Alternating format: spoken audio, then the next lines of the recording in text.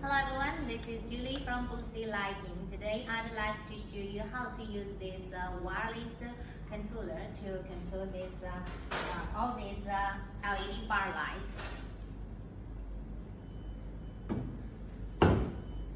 First, let's set all these lights. Let me make a sample. Turn it on. Welcome.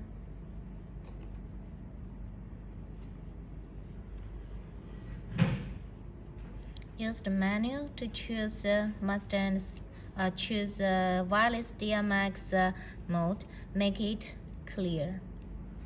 Enter it. Then choose master and slave mode. Make it slave.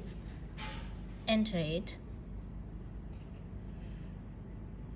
Lastly, let's go back to the address 0001.